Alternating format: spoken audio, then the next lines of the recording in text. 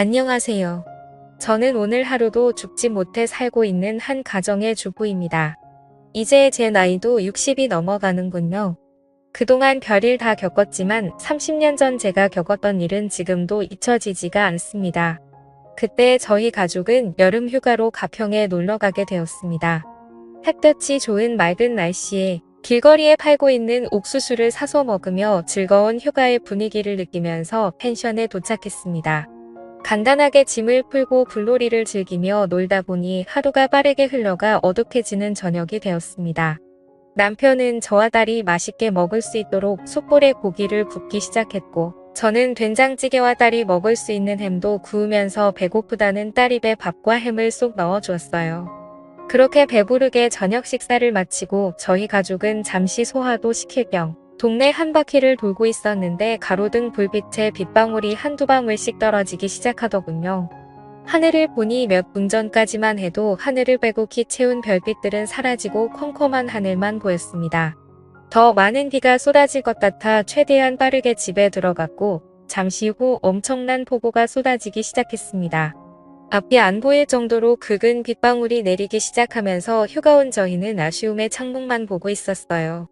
그렇게 아침에 일어나 보니 보슬비가 내리긴 했지만 거의 비가 그친 상태였고 딸은 잠시 밖에 나가고 싶다며 아침 일찍부터 일어나 펜션 주인이 키우는 강아지인지 꼬리치고 있는 계집을 보며 저를 보채기 시작했습니다.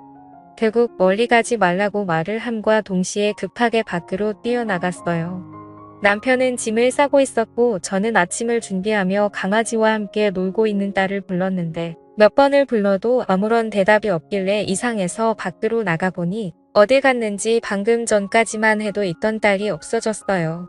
너무 놀라 남편을 불렀고 주변을 뛰어다니며 정신없이 찾아다녔지만 결국 찾지 못했습니다. 아침에 딸과 나는 몇 마디의 대화가 마지막일 거라고 전혀 생각하지 못한 저는 오열하다 정신을 잃었고 결국 그때 당시 6살이었던 딸은 저희 곁으로 다시는 돌아오지 못했어요. 너무 큰 충격으로 제정신이 아닌 세월을 살아온 저와 남편은 언젠가는 찾겠지, 언젠가는 만날 날이 있겠지 생각하며 희망을 가지고 하루하루 버티면서 살아왔어요. 그렇게 살아오다 보니 어느덧 30년이라는 시간이 지나버렸어요. 그만큼 저와 남편도 세월 앞에 장사 없다고 60대가 되어버렸어요. 그러면서 시간이 흐른 만큼 딸에 대한 기억도 희미해지고 그리움의 감정도 무뎌지고 있었어요. 지금 만나게 된다면 40을 바라보고 있을 아이일 텐데 존재를 알 수 없으니 생각하면 할수록 가슴이 미어져 왔어요. 그렇게 언제 올지 모르는 딸을 기다리며 삶을 살아오고 있는데 갑자기 저희 집 문을 누군가 두드리기 시작했어요. 저녁밥을 차리고 있던 남편과 저는 아무도 찾아오지 않을 시간에 문을 두드리니 이상하게 생각했고 제가 현관으로 나가 누구냐고 물어봐도 대답이 없자 그냥 무시하고 돌아섰는데 현관 밖에서 엄마라고 말을 하고 있는 목소리가 제 귀에 맴돌았습니다. 저는 순간 몸이 멈추었고 엄마라고 들렸던 목소리에 제 심장이 뛰기 시작했습니다. 너무 놀라 급하게 현관문을 열었고 제 앞에 서 있던 여자는 저를 보면서 눈물을 흘리며 엄마라고 외치고 있었습니다. 갑작스럽게 제 집에 찾아온 여자를 보고는 당황도 하였고 긴가민가한 상태로 아무 말 없이 얼굴을 보고 있는데 뒤이어 남편도 달려나오자 남편을 보고 아빠라고 말을 하며 눈물을 흘리고 있었습니다. 현관 앞에 우두커니 서 있게 할 수 없어 일단 집으로 들어오게 했고 마침 저녁을 먹으려고 준비하고 있었기 때문에 셋이서 저녁을 먹게 되었습니다. 남편과 저는 너무 놀라 셋이서 밥을 먹고 있으면서도 너무 얼떨떨했고 일단 밥부터 먹고 천천히 대화해보기로 했습니다. 밥이 코로 들어가는지 입으로 들어가는지 모를 정도로 딸이라고 찾아온 여자의 얼굴을 보느라 정신이 없었고 그렇게 식사를 마치고 과일을 먹으며 하나하나 물어보기 시작했습니다. 저는 우리 집은 어떻게 알고 찾아온 거니 지금까지 이사 안 간 이유가 언젠가는 찾아오겠지 생각하며 기다리긴 했는데 여자는 지금은 예전의 기억이 잘 떠오르진 않지만 엄마랑 어렸을 때 펜션에 놀러가서 강아지랑 놀고 싶다고 말했는데 그때 옆에 지나가는 강아지 보고 뒤따라 가다가 산속으로 들어가게 되면서 길을 잃어버렸어요. 다시 부모님이 있는 쪽으로 돌아가려 했지만 너무 멀리 와버린 건지 찾으려고 하면 할수록 점점 더 깊은 곳으로 들어갔고 날이 어둑해지고 지치게 되면서 정신을 잃었는데 눈을 떠보니 어느 할머니 집에 있었어요. 깨어난 저를 보고는 음식을 챙겨주셨고 그렇게 부모님을 찾아준다는 할머니의 말에 함께 지내게 되었죠. 정말 잘해주셨고 부모님이 오실 때까지 매일 눈물을 흘리며 기다렸는데 할머니께서 부모님이 사고로 세상을 떠나셨다는 말을 하면서 저를 키워주셨어요. 그때 당시 너무 어렸던 저는 잘 몰랐기 때문에 혼자 계셨던 할머니 밑에서 자라오기 시작했어요. 할머니는 외로웠던 자기 옆에 있어줘서 고맙다며 항상 말해줬던 게 기억나네요. 정말 잘해주셨는데 할머니께서 몸이 많이 안 좋으셨는지 저는 결국 부화원에 들어가 성인이 될 때까지 살다 보니 어렸을 적 엄마가 주소를 말해줬던 게 어렴풋이 성수동이라는 동네와 저의 집이 인사주택으로 되어 있다는 것만 기억해. 시간이 될 때마다 그런 곳 위주로만 돌아다니면서 동네 주민분들 중 연세 드신 분들에게 돌아가신 부모님 관련된 소식을 듣고 싶어 물어보며 돌아다니며 세월을 보냈는데 동네 주민분들과 대화를 하던 중 그때의 일들을 기억하고 계시는 할머니를 만나게 되면서 부모님께서 살아계시다는 말을 듣게 되었고 여기까지 오게 되었어요. 이 말들을 듣고 있는데 저는 눈물을 흘리고 말았습니다. 과거의 상황들이 하나도 틀리지 않았습니다. 그렇게 바라고 바라던 딸의 얼굴을 볼 수 있었다는 거에 너무 감사했습니다. 동네 주민분들이야 워낙 저희 가정사를 잘 알고 계신 분들이 몇 분 있었기 때문에 그분들 중 한 분과 만나게 된 것 같아 너무 감사했습니다. 더 이상 다른 건 물어볼 필요도 없었습니다. 과거의 일들이 모두 생생하게 떠오르기 시작했고 그때의 미안함 때문에 저는 제 딸의 손을 잡고 고개를 떨며 아무 말도 할 수가 없었습니다. 오랜 세월이 흐른 만큼 어색함도 교차했고 조심스럽게 이런저런 이야기를 하면서 그동안 힘겹게 살아온 딸의 인생을 들으며 너무 소중한 시간을 함께하고 있었습니다. 저희는 늦게까지 대화를 이어나갔고 다음 날 출근을 해야 한다며 다시 오겠다는 딸의 말에 아쉬운 표정을 남기며 신발을 신고 있는 딸에게 가지 말라고 말하고 싶었지만 그동안 살아온 세월이 있기 때문에 그런 감정을 억누르고 손을 잡고 다음 날 꼭 다시 와달라는 말을 하면서 보내줬습니다. 30년의 세월이 흘렀고 6살 때의 기억이 거의 나지 않는다는 딸을 보며 안타까움에 가슴이 미어졌고 그동안 죽은 줄로만 알고 부모 없이 살아온 세월이 얼마나 힘들었을지 도저히 상상이 안 되었습니다. 그동안 못해준 것들 세상 떠나기 전에 모든 걸 다 해주리라 다짐하면서 다음 날이 빨리 오기를 기다렸습니다. 너무 기분이 들떴고 딸의 얼굴이 아른거려 남편과 저는 잠 한숨 못 잤네요. 딸은 매일 저녁 저희 집에 찾아왔고 주말의 경우 아침부터 와서 함께 시간을 보내줬고 마음이 너무 앞선 저는 그동안 해주지 못했던 것들 해주려고 모든 걸 다 내어주었습니다. 힘들게 일하며 퇴근 시간에나 볼 수 있는 게 싫어해 줄 수 있는 게 금전적으로 지원해 주는 것밖에 없어 딸에게 카페 하나 차려줬고 매일을 카페에서 시간을 함께 보냈네요. 그리고 살던 집에 어렸을 때의 딸의 방을 다시 리모델링해서 모든 걸 다시 새롭게 시작하며 서로가 점점 안정이 되고 자리가 잡힌 줄 알았는데 하나의 문제가 있었습니다. 예전부터 만나왔다던 남자가 있는데 정리했다고 말은 했지만 밤늦게 전화 오고 밖에서 통화하고 싸우는 소리가 들리다 보니 신경이 거슬리기 시작했습니다. 그런데 저녁에 보리를 보고 카페에 들어갔는데 딸이 말했던 그 남자와 단둘이 대화를 하고 있는 것 같았습니다. 저는 밖에서 그 남자가 나오기만을 한참 동안 기다렸고 밖으로 나오자마자 그 남자에게 다가가 경은 이 엄마라는 말을 하면서 따로 대화하기를 원한다며 다른 카페로 자리를 옮겼습니다. 그리고 딸에게 빚이 있다는 걸 듣게 되면서 갚지 않고 계속 도망치길래 정신적으로 너무 힘들다며 나중에 자기도 무슨 짓을 저지를지 모르는 이 엄마라면 대신 빚을 갚아달라고 저에게 화를 내기 시작했습니다. 이런 문제를 30년 만에 만나게 된 부모에게 말하지 못한 건 당연하다고 생각해 이 남자에게 빌린 돈 1억을 대신 갚아줬습니다.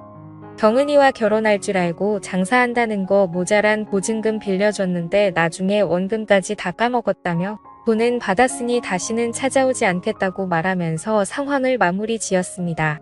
이런 문제로 인해 얼마나 불편하고 힘들었을지 생각하니 너무 마음이 아팠습니다. 집에서 저는 자연스럽게 이런저런 이야기하면서 상처되지 않을 선에서 조심스럽게 그 남자에 대해 말을 하면서 이력을 갚아줬으니 다시는 찾아오지 않을 거라며 미안해하는 딸을 다독여줬습니다. 30년의 세월 동안 부모 없이 살아보겠다고 발버둥치다가 이런 일들이 발생된 것 같아 마음이 너무 무거웠지만 앞으로 모든 일이 잘 될 거라고 좋게 생각했습니다. 그런데 생각지도 못한 문제가 발생되면서 손발이 떨리기 시작했고 딸과 그 남자의 대화 속에 듣게 된 진실에 충격을 받고 말았습니다. 늦은 새벽 갈증이 나서 주방으로 내려가려고 하는데 딸이 밖으로 조용히 나가는 모습을 보게 되고 그 남자가 아니면 통화할 일이 없을 거라 생각해 또 접근하고 있는 건가 의심스러워 조심스럽게 현관 앞에서 통화하는 소리를 듣고 있었습니다. 그거 먹고 나르지 마라. 내가 지금 여기서 얼마나 혼신의 힘을 다해서 연기하고 있는지 알아? 여기 완전 부자인 거 알지? 이 집이며 돈이며 모두 내 거가 될 거니까 조금만 기다려. 나중에 다 내 명의로 돌려달라고 말할 거야. 그때 같이 살면 되지. 좀 답답해도 기다려. 이 사람들 살면 얼마나 살겠냐? 밑작업이 얼마나 중요한지 몰라. 일단 이력 받은 걸로 생활비 좀 하고 있어. 그리고 나 지금 이렇게 나와서 통화하면 안 돼. 제발 전화 좀 그만해. 이러다 들키겠어. 지금 거의 마무리되고 있는데 모든 계획이 실패했으면 좋겠어. 제발 생각 좀 하고 살자. 우리 인생도 좀 펴야 할 거 아니야. 의심을 사게 되면 나중에 유전자 검사하자고 할지도 모르잖아. 그럼 빼박이야. 내가 전화할 때까지 무조건 기다려. 그럼 끊는다. 이 말들을 현관 앞에서 듣고 있는데 몸이 굳어 움직이지도 않았습니다. 저는 몸을 피할 힘도 없어 딸이 보이지 않는 곳에 주저앉아 숨었고 방에 들어간 모습을 확인한 후 저도 힘들게 방으로 들어갔습니다. 도저히 믿을 수 없는 말들을 듣게 되면서 무서움에 자고 있는 남편을 깨워 이 사실을 말하려 했지만 받아들이기가 너무 힘들었네요. 그만큼 기다려온 딸인데 아니었다고 돈 때문에 접근한 거라고 말을 하면 분명 쓰러지고 말 겁니다. 저도 지금 힘겹게 정신 붙들고 있는데 혈압이 높은 남편은 아마 이번 일이 밝혀지면 세상을 떠날 수도 있을 것 같다는 불안감에 모든 상황 조용히 해결해야겠다 생각했고 다음 날 남편과 저에게 애교 부리며 딸 행세를 하고 있는 의문의 여자에게 아무렇지도 않게 평상시 때처럼 행동했습니다. 이 여자가 계획한 것처럼 그냥 우리가 세상을 떠날 때까지 조심이라도 하면 될 것을 이런 사실을 걸려서 또 다른 상처를 줬다는 게 버티기가 너무 힘들었네요. 남편은 출근하고 의문의 여자도 카페로 출근을 했습니다. 저는 친구들 만나야 한다며 저녁에 카페에 들린다고 웃으면서 말했고 아무도 없는 집에 혼자 남아 의문의 여자 방에 들어가 바닥에 떨어진 머리카락들을 주워서 유전자 검사를 진행했습니다. 통화 속에 나온 진실에 유전자 검사할 필요도 없었지만 그래도 믿기 싫어 확인해보고 싶었습니다. 집에 돌아와 한참을 멍하니 있으면서 함께 찍었던 사진들과 추억이 모두 거짓이었다니 생각하며 핸드폰에 담긴 추억들을 보며 한참을 울었고 저녁이 되고 길 건너편에서 열심히 웃으며 일을 하고 있는 의문의 여자를 보고 있으니 그냥 이대로 살까 딸로 받아들이고 살까 다시 예전으로 돌아가기 이대로 모른 척하고 살다가 세상 떠났으면 좋겠다는 생각이 들었습니다. 그토록 기다렸던 일들이고 보고 싶었던 딸이었는데 이 모든 사실이 거짓이라도 나 혼자만 사실이라고 믿고 있다면 아무렇지도 않게 살아갈 수 있을 텐데 이런 생각들로 머릿속이 복잡해졌고 결국 카페에 들어갈 수 없었습니다. 그렇게 평상시 대처하면서 행동을 하면서 지내오다 보니 유전자 검사 서류가 도착했고 떨리는 손을 힘들게 진정시키며 뜯어보니 그 안에 있던 서류에서조차 거짓으로 말을 해주고 있었습니다. 저는 결정을 해야 했고 결국 원래 우리의 삶으로 돌려놔야겠다 생각해 퇴근하는 남편 딸로 만나 차 안에서 조용히 대화를 이어나갔습니다. 그런데 남편에게 듣게 된 더 충격적인 말은 저보다 더 먼저 이 사실들을 알고 있었던 겁니다. 저희 집에 와서 살 때부터 유전자 검사를 진행했었고 사람을 붙여 모든 행동들을 다 관찰하고 있었다며 생각지도 못한 남편의 말들에 너무 놀라고 말았습니다. 제가 그토록 보고 싶어 했던 딸이었기 때문에 차마 말을 할 수 없었다며 정신적으로 힘들어할 저를 생각해 진실이 드러날 때까지 기회를 엿보고 있었다고 대화를 이어나갔습니다. 결국 남편과 저와 둘 다 의문의 여자가 돈 때문에 저희한테 접근한 걸 알게 되었고, 남편은 벌써 경찰에게도 이 사실들을 말해놓은 상태로 기회만 엿보고 있었던 겁니다. 그렇게 형사분들과 함께 집에 들어갔고 반갑게 웃으면서 저를 맞아준 딸이라고 생각한 의문의 여자의 팔에 수갑이 채워지면서 모든 상황은 종결되었습니다. 그리고 드디어 저와 만났던 그 남자 또한 잡히게 되었고, 너무나 저희 과거를 잘 알고 있었던 의문의 여자의 입에서 나온 말들은 제가 동네에서 지인들과 만나면 과거 딸과 헤어졌던 일들을 자주 말을 하면서 지내왔기 때문에 그런 말들을 녹음하고 계획해서 범행을 저질렀다고 털어놨습니다. 제 입에서 나온 말들로 계획했다는 거에 너무 놀랐고 그 여자와 남자는 사기죄로 구속 조치가 이루어졌네요. 과거의 아픈 기억들을 비우미로 범행을 저지르려고 계획했다는 거에 정신적으로 힘든 시간들을 보내게 되었습니다. 집에 들어와서 자식이라고 생각했던 그 여자와 함께한 화상의 흔적들을 지우면서 아직까지 돌아오지 않은 진짜 딸을 생각하며 눈물을 흘리고 말았습니다. 언젠가 분명 살아있고 엄마 아빠를 찾고 있을 우리 딸 경은아, 만약 이 사연을 접하게 된다면 꼭 연락 바란다. 보고 싶다. 그래도 세상 떠나기 전에 얼굴 한번 보고 싶구나. 어디에서 살고 있던 항상 행복하게 지내고 있길 바란다. 지금까지 제 사연을 읽어주셔서 감사드립니다.